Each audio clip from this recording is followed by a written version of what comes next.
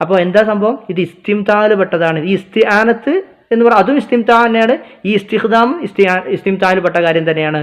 എന്നിട്ട് ഇസ്തിഖ്ദാമിന്റെ വിഷയം ഈ ആയത്തിൽ ഉൾക്കൊള്ളുന്ന കാര്യമാണ്. അപ്പോൾ എന്താ സംഭവം? ഇത് ഇസ്തിംതാല് പെട്ടതാണ്. ഈ ഇസ്തിആനത്ത് എന്ന് പറഞ്ഞാൽ അതും ഇസ്തിംതാ തന്നെയാണ്.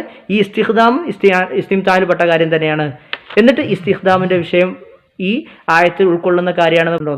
കിട്ടിപ്പോയി, അതാ കൊണ്ടുവരുന്നു. എന്ത്? ഷെയ്ഖ് സ്വാലിഹുൽ ഫൗസാൻ ഹഫിദുള്ളയുടെ ഒരു ഇസ്തിഖ്ദാമുമായി ബന്ധപ്പെട്ട ഫത്വ. ഇസ്തിഖ്ദാമു എന്ന് പറഞ്ഞാലും ഇസ്തിആനത്ത് ഒന്നാണോ? ഇസ്തിഖ്ദാമു എന്ന് പറഞ്ഞാലും ഇസ്തിആനത്ത് ഒന്നാണോ? നന്മയായ കാര്യങ്ങളിൽ അവരെ ഉപയോഗപ്പെടുത്തുക എന്നുള്ളത് അനുവദനീയമാണോ? അതാണ് അദ്ദേഹം പറയുന്നത്. ഇസ്തിആനത്തല്ല കൂട്ടരെ, ഇസ്തിആനത്തല്ല മുസ്ലിയാരെ, ഇസ്തിഖ്ദാമാണ്.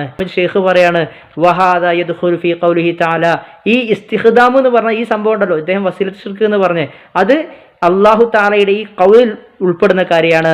വയൗമ യഹ്ശുറുഹും ജമീഅൻ എന്ന സൂറത്ത് അൻആം 128 ആയത്തോദൻ. ഏത്? ഇസ്തിഖ്ദാം. അത് എന്താ കാരണം എന്നറിയോ? ഹാദാ ഇസ്തിംതാൻ. ഇത് ഇസ്തിംതാൻ. ഈ ഇസ്തിഖ്ദാം എന്ന് പറഞ്ഞാൽ ഇസ്തിംതാൻ. അൽ ഇസ്തിആനത്തു ബിഹിം ഇസ്തിംതാൻ. അതുപോലെ തന്നെ ഇസ്തിആനത്ത് അവരോടുള്ള സഹായാർത്ഥം ഇസ്തിംതാനിൽ പെട്ടത് തന്നെയാണ്.